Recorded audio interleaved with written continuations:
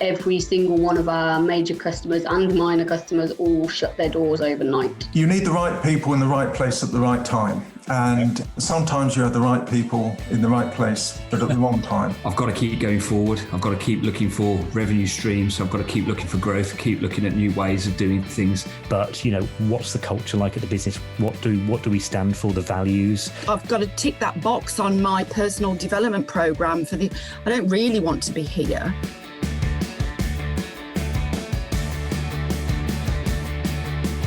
Scaling up a business isn't easy. If it were, we wouldn't have less than 4% of businesses scaling beyond 10 employees or around £1 million turnover level, and less than 1% beyond 50 employees. But the contribution that we make as owner-managers to our economies is immense and should never be underestimated, yet it can be a tough gig for all of us at times. And only other business owners truly understand the challenges that we face. And through ScaleUp Radio, we aim to help make things a little easier.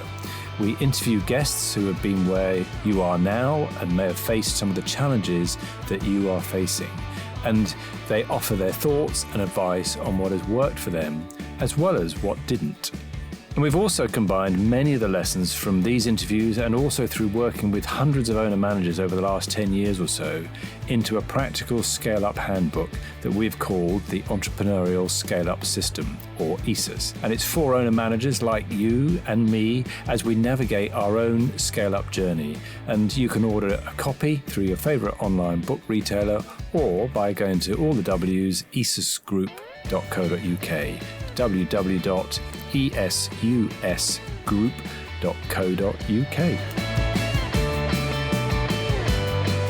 Hello, I'm Granger Forson, and on this week's episode of ScaleUp Radio, I'm speaking to the founder and owner of Alice Violet Creative. It's a business that is a content marketing agency, along with being a strategic marketing consultancy, which covers social media, videography, and podcast production. Alice is a solo entrepreneur and started the business last year, but as you'll hear, she definitely has ambitions to grow in the coming months and years. Our conversation covers her history, how she did what she did, but also covers a lot of ground, including if you must go niche, do it on your services rather than your ideal client. Going with your gut is all well and good in some instances, but don't ignore the data. Spend some time looking at what the statistics say about your industry and the way it's moving. Make better use of your spare time during the working day. If there's no direct client work to do, see this as a chance to work on the business. It's also refreshing to hear just how ambitious Alice is and how well she's planned out the next stage of her business growth. Don't worry if you're not in the marketing or podcasting industry. There's still a lot of practical advice for business owners. So let's go over and hear from Alice.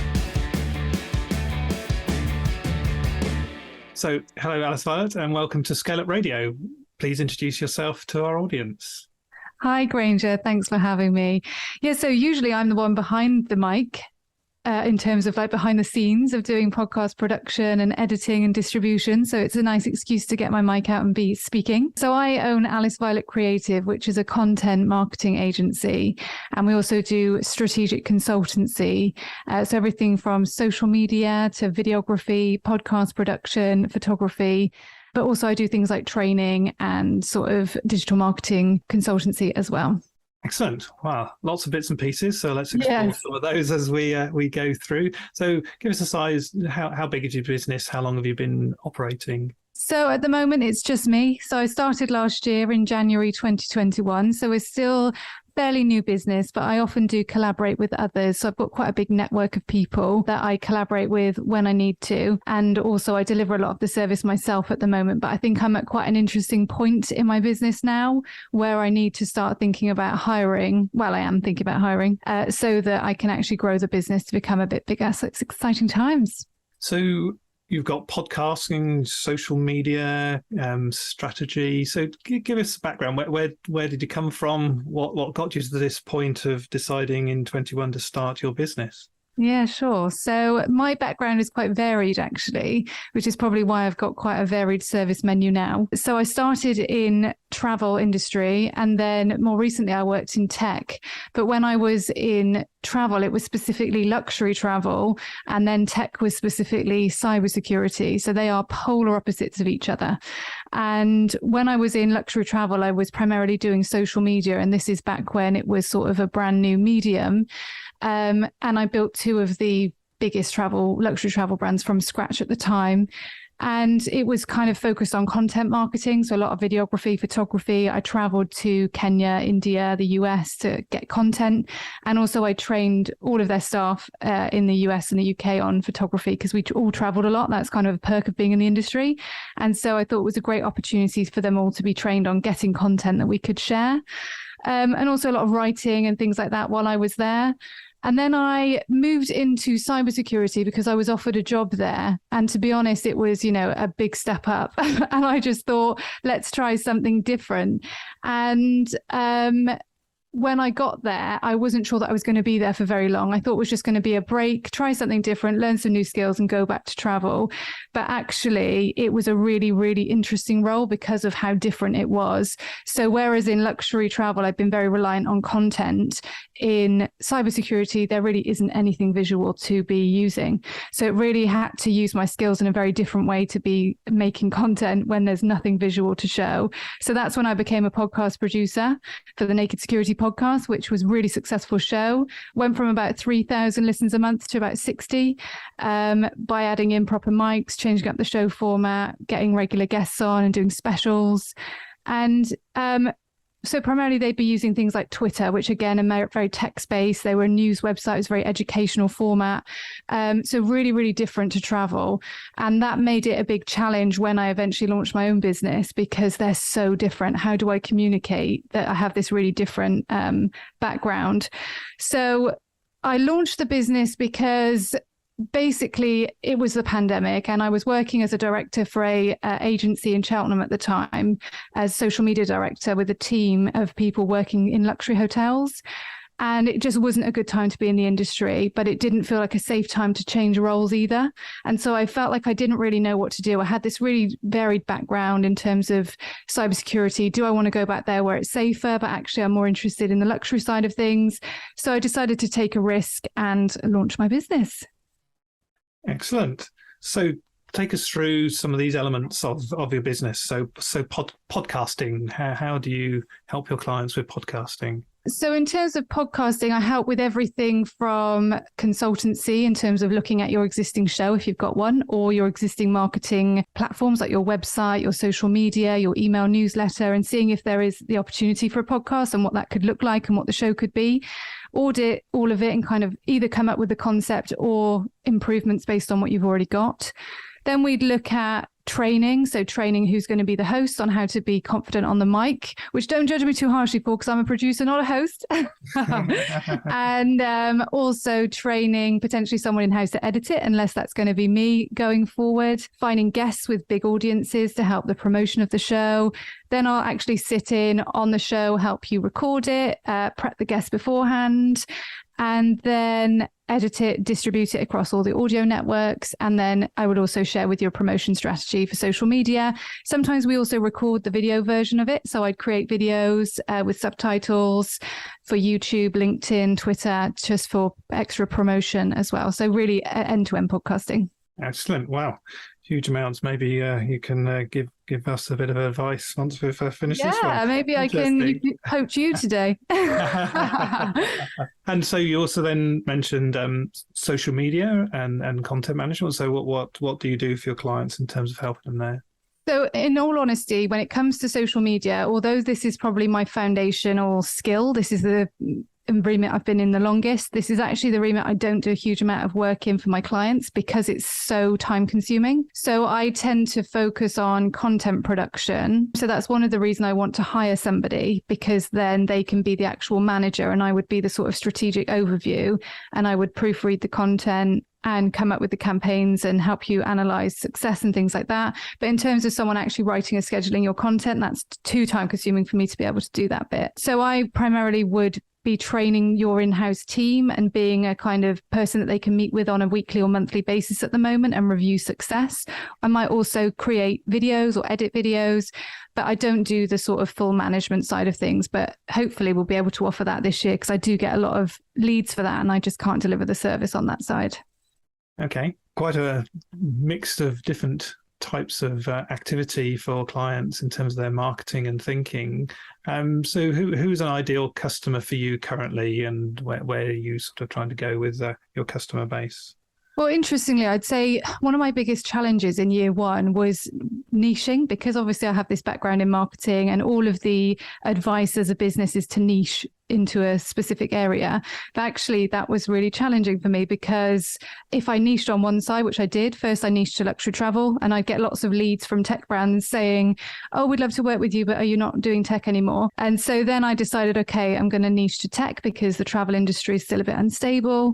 And then I'd get lots of interior designers, even just friends of mine, travel brands, contacting me and saying, we'd love to do a photo shoot, or we'd love to have some training, but actually, are you only working with tech now? So I don't niche. Actually, I'm very open, which lots of people might say is risky, but I found that I'm more successful that way.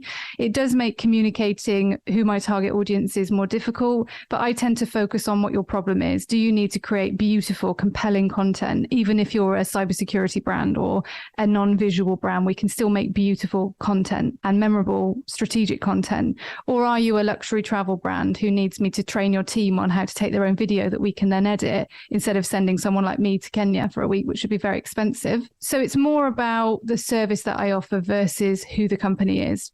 So you've niched on your services rather than specific clients. Exactly. Yeah, I have. Yes. Yeah. So as you've gone through that journey over the last year in terms of doing that, has your customer base changed significantly? Because you said you've gone from one to another. And has that then driven your decision on your specific services, or is it just an opportunity that came along and you jumped onto it and that's then giving you ideas? So did you plan this, or did it sort of just evolve?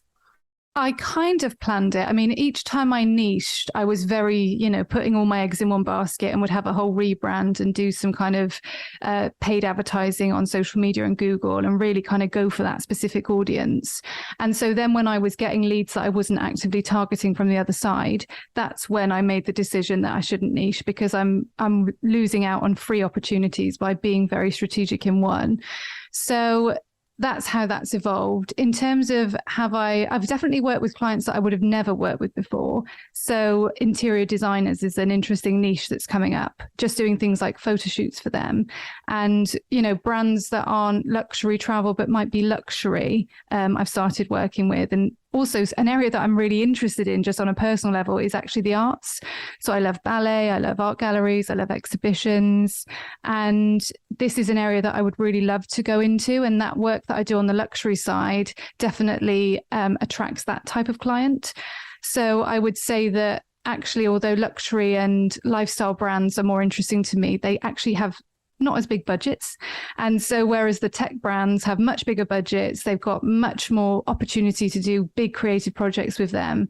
Yeah. And so, to be honest, it just depends what people are looking for. I'm open to both because I enjoy both, but obviously one of them is more of a business opportunity. Right. And in terms of your skill base and your services, is it a competitive marketplace? Are there lots of people that do that, or? I would say in social media, it's very, very competitive, because there's a lot of people who don't have a strategic background, but have used social media their whole lives because we've grown up with it. And I also think that a lot of businesses don't see it as a strategic skill set because we all have an Instagram account. They fail to recognize that business for social is very different to posting your picture of your dog on a Saturday. And so I think that it's one of the reasons I haven't really niched in that area, because although I have extensive experience there, people aren't willing to pay a huge amount for social media because there's 10,000 people who can do it cheaply, not necessarily well, but they'd be who I'm sort of pitching against. Whereas when it comes to podcasting, this is a technical skill set. It involves expensive software, knowing about microphones. I've worked with massive brands doing their podcasts, so I have a really strong portfolio. So when someone approaches me for that, generally that's going to convert. So I would say that it's less competitive in that respect. And probably the same for video. I've got expensive cameras and lighting and tripods and everything. And again, it's hard for people to compete with me in that space. Interesting. And you've been in the industry for a number of years in terms of podcasting and videoing, and now trying to turn it into a business in terms of helping your clients. Is the marketplace changing? What are the sort of trends that you see taking place? Is the industry from one client to another changing, or is it still the same as it was a few years ago? I think I would like to see more of a change in the luxury lifestyle brands than I am seeing. I think there's a shift in terms of the market generally. So more marketers and more big brands are looking at data in terms of driving their content strategy. So if you're going to create videos or blogs, for example, you'd be looking at Google data and website data on what are people actually searching for, and then making content to answer those questions on Google. What are people searching for on YouTube, and then making videos to answer those questions, or putting the title in your podcast of the things people are actively searching for. I think tech brands do that really, really well. So when you're pitching to a tech brand, they already expect you to have that level of knowledge about data-driven content. Whereas I think when it comes to luxury lifestyle brands, they just want nice photos and a fun podcast, and they're less strategic, which means you have to educate them on the value of that side of it, which they don't necessarily know or even seek. Okay, yeah, interesting. So the use of data to make your marketing more strategic and focused in terms of what you're doing, regardless of the sort of the brands that you are. Yeah, interesting. Good. So you talked about starting a business, the pandemic and everything else during that time period. So take us about what's been happening over the last year or so in terms of your development. Well, I think I wasted a lot of time because I was on my own. So I live on my own, and I started my business from home. And so I didn't have anyone around me to sort of bounce ideas off. I just sort of took in a lot of content, bought loads of books, spent loads of money on courses and things that I probably didn't need to. And I think I wasted a lot of time. So I did actually build an entire course last year, a social media foundations course. I recorded it during lockdown, built a website, spent a huge amount of money on kit and everything, filming it, recording it, building it, probably spent 3 months on it. And then when lockdown ended, I just hated it because I felt like it looked really amateur. I should have recorded it in a studio. And given my background, it just didn't fly, that it didn't look good. It needed to be professional, otherwise it undermined my experience as a videographer. But because I'd filmed it at home and I'd done it on my own, I felt like I wasted time. So that was something that I suppose you have to get through in your first year. You have to make mistakes and you have to fail. And a lot of what I've been reading is that, failure is part of the journey and you will fail constantly. It's not about one success. It's about constant failures and success. And I've definitely learned that. And I think I did waste a lot of time in the first year on things that I haven't used. So you talked about the failures in terms of doing that. Those things you've changed, and anything else that went right? So in terms of things that went right, I think I've been really lucky in that I'm quite well connected. I've worked for lots of global companies. And so a huge amount of my leads come from people I've either worked with who've been made redundant and started their own business, or have gone on to have moved. There's been a lot of people in my network move roles in the last 2 years. So they're now in new teams and outsourcing their podcast, or they're heads of teams and have now had to let go of their marketing department due to budgets. They're outsourcing to me. And so that was a great opportunity for me. And I've definitely been lucky in that respect of not having to do a huge amount of marketing because they're people that I already know. And now I feel like I learned a lot of really valuable lessons in terms of pricing, boundaries, through the people that I already knew, that now when I'm, actually advertising to people who I have no connection with, I'm in a much stronger position because I've had a really great practice run with people I already knew. Right. So you've, through your known network, you've been experimenting with your pricing structures. So now in your non-known network, as you start to do that, you've learned that in terms Absolutely. of what's gonna work. Excellent. Yeah. Yes. I mean, because when it's people that you already know, sometimes they'll actually say to me, I think you can put your price higher. So when I'll send them a proposal, because it might be a friend of mine who's pitching on behalf of their company, they'll say, actually, the people you're pitching against are more expensive and we want to go with you. And I don't think if you're pitching to anonymous people, they'd tell you that. And so it actually was, in terms of my pricing, it made me more confident to be pitching higher. Okay. So any other successes recently in terms of, how you're going to market and what you're achieving? In terms of successes, I think I've been looking at the kind of industries that I want to work with and approaching them directly. So in the past, as I said, I've really relied on my network, and I would never have cold called anybody or kind of just approached them out of the blue. But actually recently I have approached someone who I won't name yet, but it's a really exciting project, who I actually saw as a customer and just loved their brand, loved everything they were doing, and thought that they had a really good opportunity for a podcast. So I approached them, just sent an email directly to the CEO saying about who I was and what the opportunity was, and had a call with them. And it's been a really positive reaction. And that's probably inspired me to kind of put myself out there directly, whereas I would never have done that before. I'd have felt really salesy. And also I think I'd have been too scared of rejection. Whereas now I feel like even if they had rejected me, it was such a good opportunity that I wanted to do it.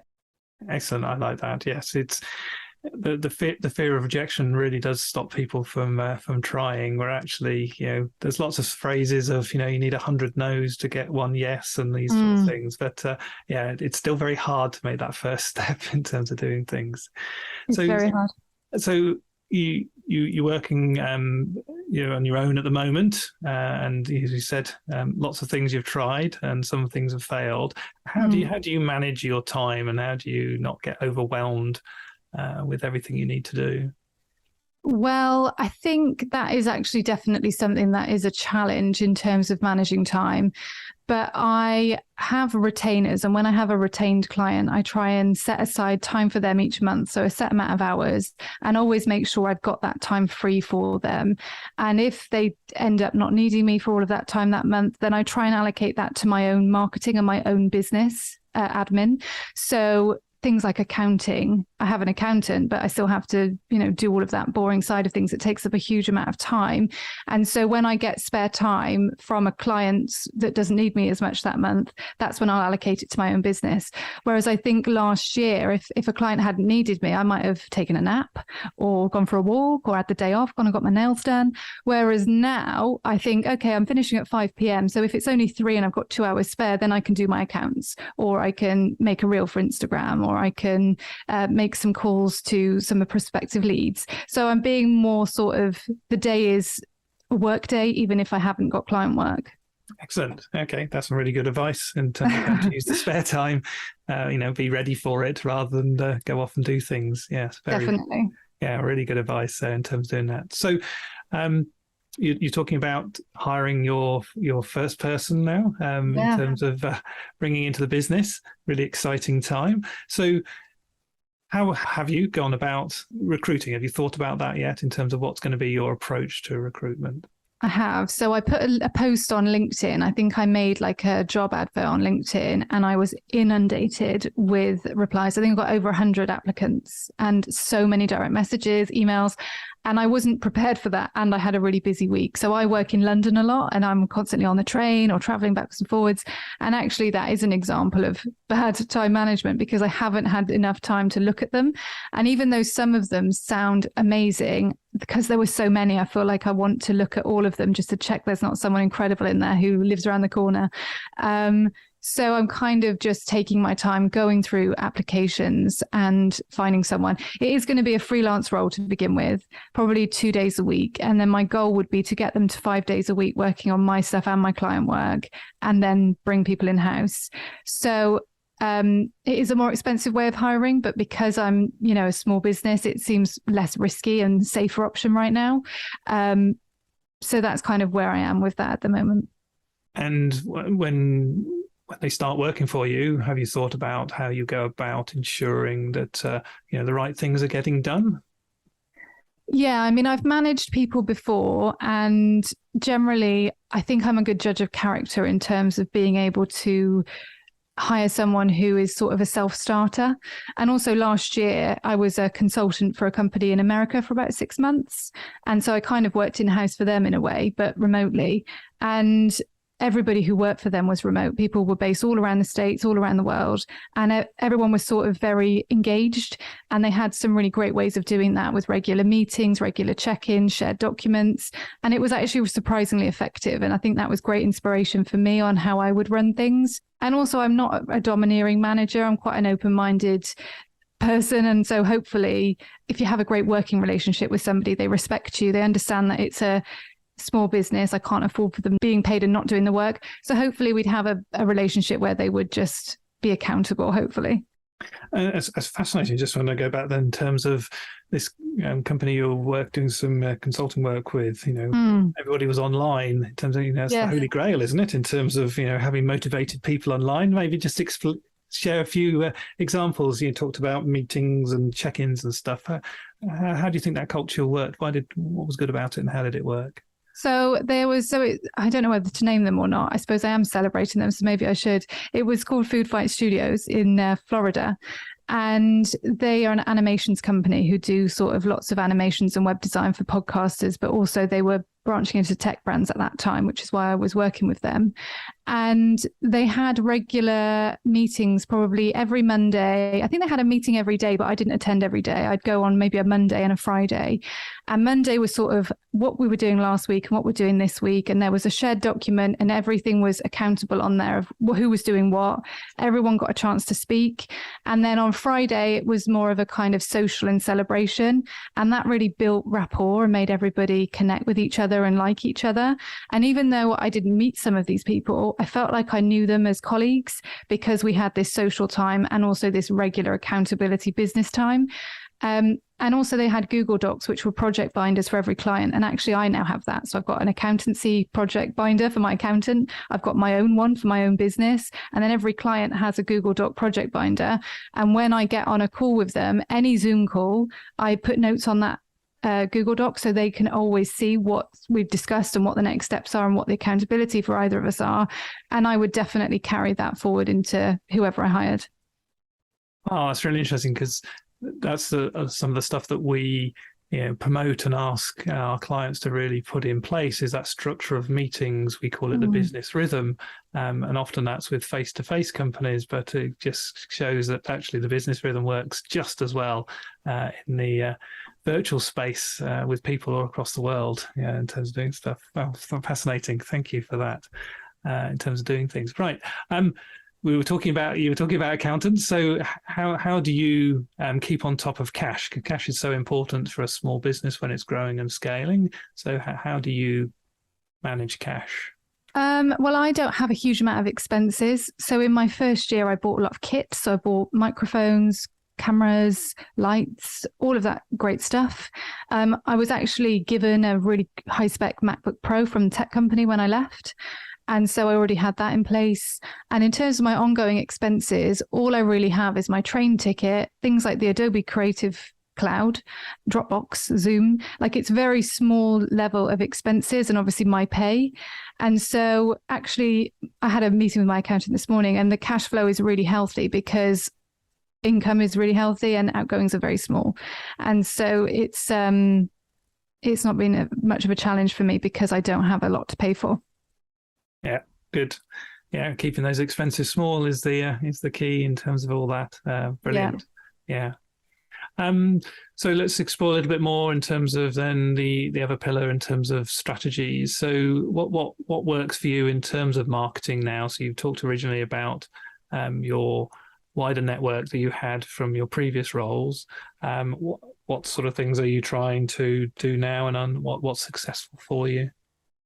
So one of the things that I really want to do, I'm in the middle of redoing my website entirely using WordPress because I made my initial website on Wix and I think it was fine for the time, but now I want to be much more strategic with my website and I'd like to make landing pages for every service. So for podcasts, social media, training, consultancy, and then, make sure I've got SEO keywords on all of it and also do probably some Google ads because I did do Google ads last year and got some great leads from that, although it's very expensive.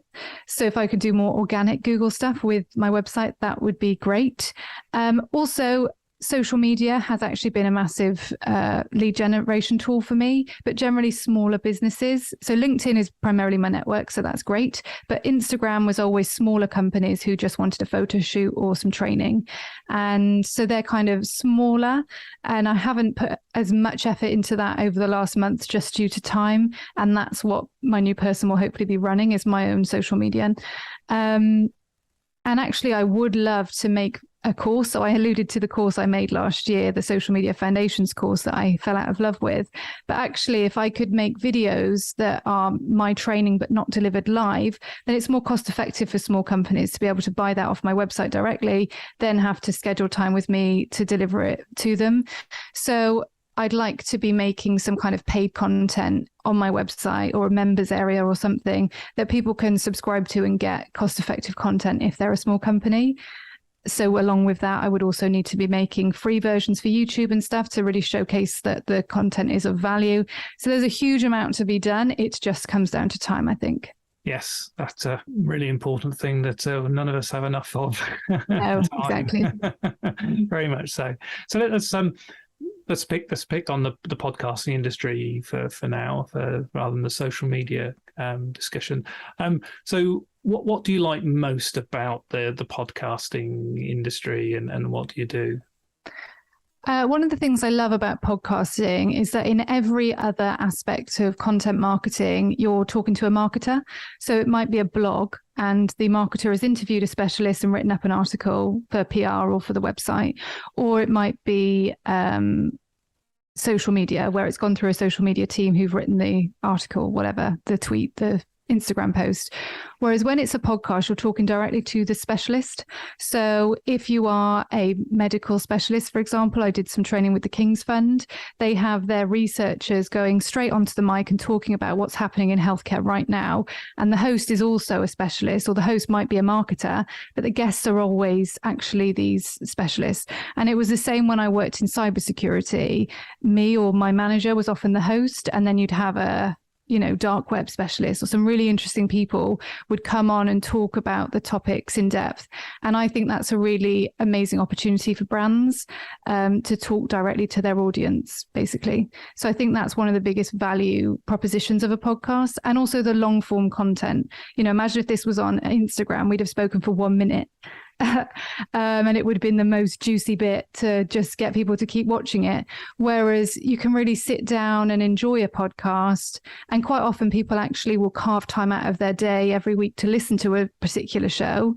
And so you've got their undivided attention, even if they're driving or cleaning or cooking, they are sitting down with you to listen to your show. And that's really valuable. Yes, I think lots of people, including myself, listen to podcasts when I call net time. So it's always doing that. You're doing something else, which you can do robotically, but you listen to a podcast in terms of doing that, and you've got a specialist in your ear.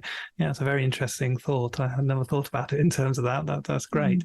So what frustrates you about the industry? What would you like to change?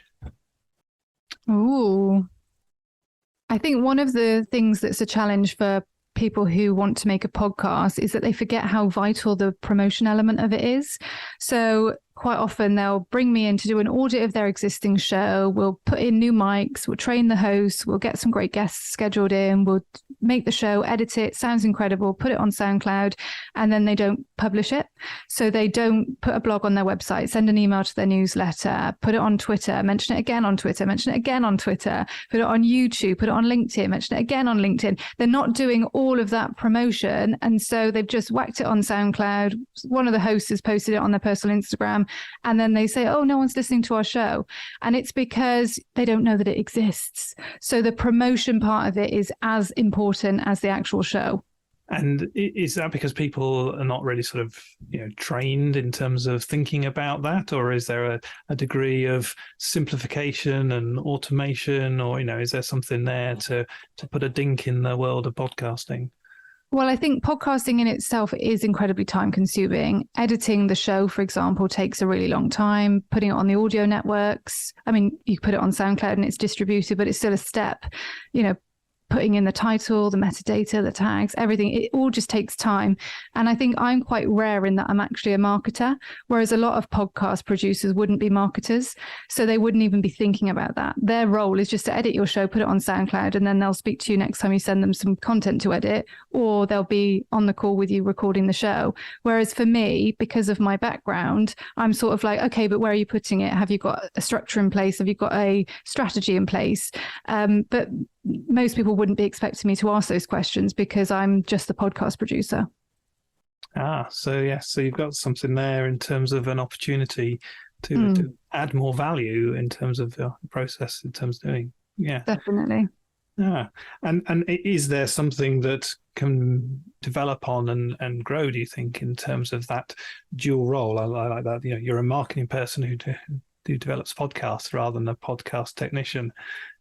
I hope so. I mean, I hope that's the case with all of my services. In terms of social media, I'm also kind of a digital marketer, not just a social media marketer.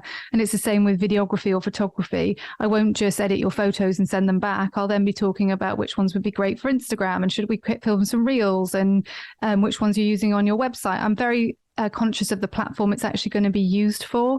So yeah, I think that's probably key to my messaging, is that I am a strategic marketer, former director of marketing, who actually also has these skills. That definitely is key to my communication, I think. And if we were to go back and talk about the social media aspect of it, which you've not sort of focused on specifically at this moment, but you have plans to with your new recruit, you're talking about that. Exactly. Is what frustrates you with that industry? You talked about it. So there's too many people that think they can do it, but what?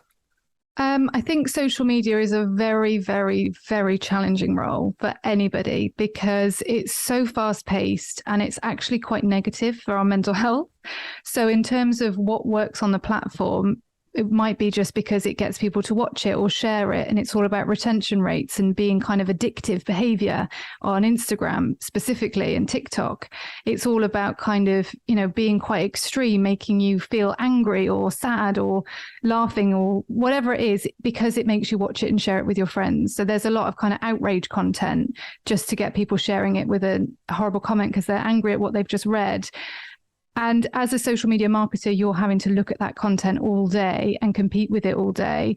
And then, you might be talking to a brand who's a luxury travel company, for example, who can't make content. I mean, they can make addictive, fun content of beautiful coral reefs and things, but they are competing with some quite interesting algorithms.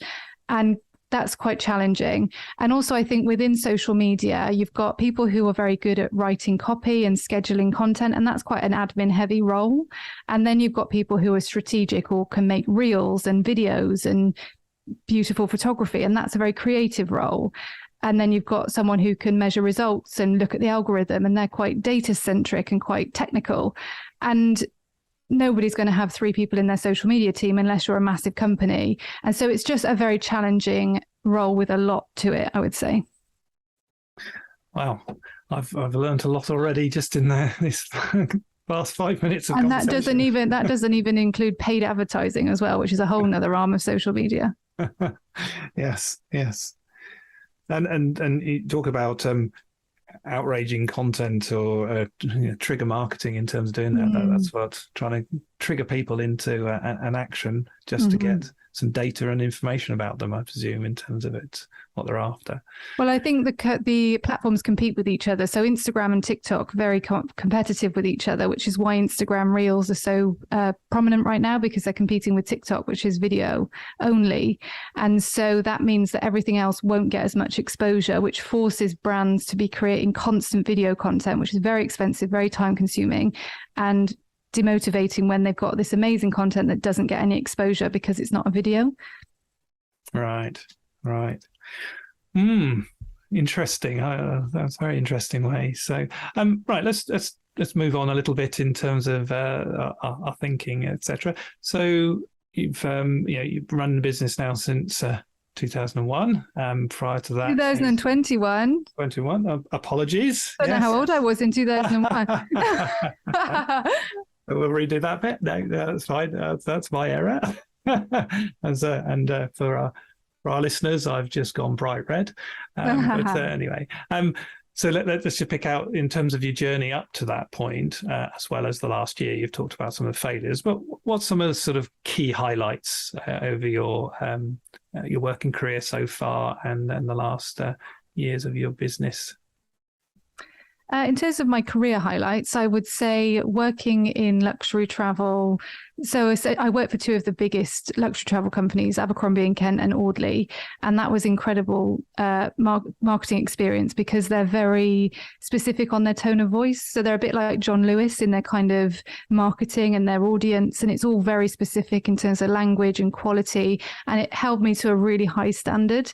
And so that really set the bar for everything I did after that point. So I'm really lucky that I started with such particular brands, I think. And then I think in cybersecurity, it's a very creative, which you wouldn't expect, but very creative, very explorative industry. They're always up for trying new things, always up for testing and taking risks. And that was an incredible contrast because it allowed me to step into being the role of a podcast producer with literally no experience and grow and, elevate my career in that way. So those are probably my highlights. And then my time as a director working for a luxury travel agency was actually short-lived because it was during the pandemic. It wasn't a good time for travel. And then obviously I've launched my business after that. So let's think forwards 5 years now. So if we were to meet again in 5 years' time and we were to look back the last 5 years, what's going to happen professionally and personally for you to consider that a success? Wow. Well, I would say my goal is to actually build an entire agency with a team of people. So I'd like to have a podcast specialist, a social media specialist, a videographer, photographer. And I would like to move into more of a strategic director role where I oversee everything, maybe even have an account manager who liaises with the clients. And I'd want to be hiring people with that kind of entrepreneurial mindset that I've got, where they'll try different skills, take risks, do different things. So that would be my goal, would be to hire a team of really sort of creative individuals to elevate the business. And what would get in your way in terms of, do you think, over the next, what would have stopped you getting there if you haven't? I think it would be fear of failure, because that's what stopped me so far in a lot of things. Because I am a marketer, I hold myself to a high standard, and something that I keep reading is that perfectionism stands in the way of progress. And I know that. So, for example, I could start my own podcast, but I don't because I'm a podcast producer. And so if it failed, it'd be really embarrassing. And I often don't put myself out there because I feel like people expect more from me. So I don't have that same leeway of failing. And so in terms of getting myself there, it will just be my own fear of taking the leap, I think. Right. Well, that's something new I'm sure you're tackling in terms of doing that. So do you, how are you going to overcome that? Have you had any thoughts in terms of what you're going to do? I think just go for it. I mean, I follow a lot of business leaders in different areas on social media, and also I try and go to networking events, which is how we met. So I can connect with other people who are, 5 years ahead of me or 10 years ahead of me. And actually, even my new wealth manager or financial advisor, whatever you call them, is kind of 10 years ahead of where I want to be now. And I try and surround myself with people who've done it, because they basically tell me that they did fail and it was hard. And there were times when they didn't do well. And a lot of people who were their peers would have then gone back to work, but they didn't. They just carried on. And that's the only reason they are where they are. And I think that's really interesting advice, that it's, you've just got to do it and push through, and you might fail, but you've just got to keep going. So just surrounding myself with those people is how I try and overcome that fear of failure. Excellent. And do you have any specific goals for this year?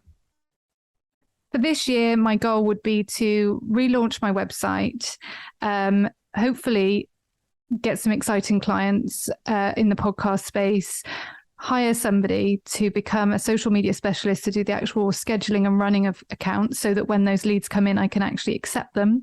And I think once that happened, I'd then, have money to be able to invest into maybe hiring that person full-time or hiring more people beyond them full-time.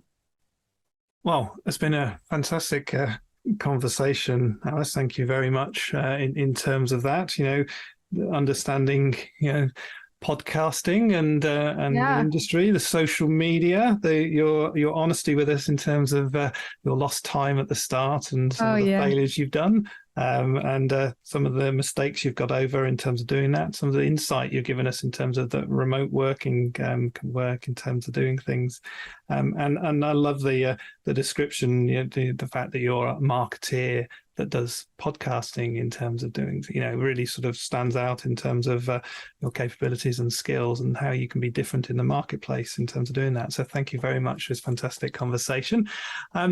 Got a few quick fire questions here at the end. Okay. So just sort of first answers are the best answers, but in terms of see how it comes out.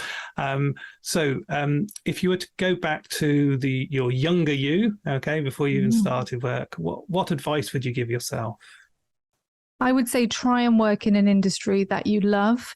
So I'm really interested in art, for example, and in galleries and things like that. And although I've worked in luxury travel, it's not exactly miles off. I think I would try and get into an industry which I actually am also really passionate about. Brilliant. Thank you. What books would you recommend? So I've just read the most amazing book, which is called Finding Me by Viola Davis. And it's incredible. I read it in 48 hours and then my mum did and then my sister did. We all devoured it and you need to read it. Fabulous. I will definitely look that one up. Which podcasts do you listen to? So I love a podcast by the BBC, which is called The Missing Crypto Queen. I've actually listened to the whole thing twice, and it's an investigative podcast about a woman who made a fake cryptocurrency and scammed millions and millions of people around the world, from small countries in Africa all the way to the US, gave talks at Wembley Stadium, and she was a fraudster and she's now missing, and it's a fantastic show. Ah, yes, I know that story, but I didn't know there's a podcast on it. Wow, fantastic. Do you have any apps on your phone that you can't live without, both personal or business? I would say for personal, it'd be reading list, because I love reading. So I read about 2 books a month, and I have books surrounding me all the time. And this helps me categorize what I've read, if I liked it, what I've got to read, what I've got to buy, because I'm definitely a book person. And for your business, any apps that are really beneficial for you? To be honest, I think it would just be my calendar. I color code my calendar. Okay. Who would you class as has been most influence on you? Any leaders in history or time that have the most influence on you? If we say in terms of my business, it would probably be my sister, who lives in Australia, because of the time difference. Quite often at like 11 p.m. when I'm still working, she's just getting up for work. And she's been a really good sounding board for me, because she's kind of detached in terms of obviously geographically, but she's been a really good support of bouncing ideas off. And I can be really frank with her because she doesn't know anybody that I'm working with. And so she's given me some really great advice. Excellent. To date, what's been your most successful marketing tactic or lead generation? I would say when I worked at Audley Travel, we did a campaign, which was a user-generated campaign, which means getting their existing customers to share photos from their travels. And they are people who have already traveled with Audley, so they're really valuable to the company. And that kind of meant that people who had never traveled with Audley couldn't enter without specifically saying that. And what it was on Instagram, we asked them to share their favorite memory of their holiday, use a specific brand hashtag for the chance to win a all-in massive luxury holiday with Audley.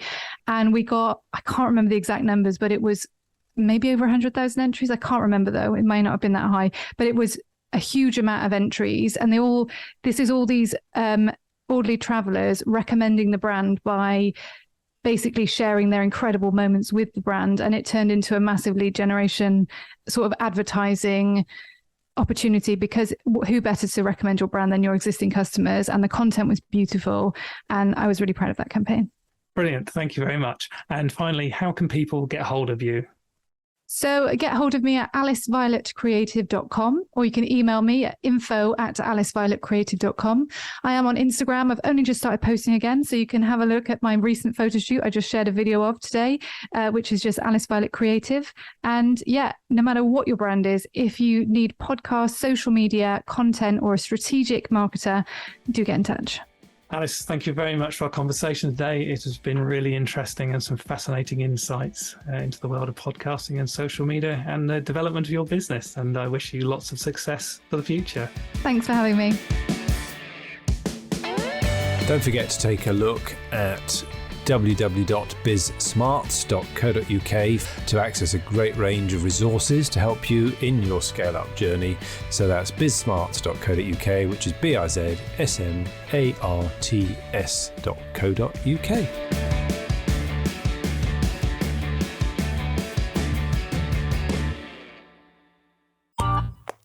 This has been a Monkey Pants Productions podcast.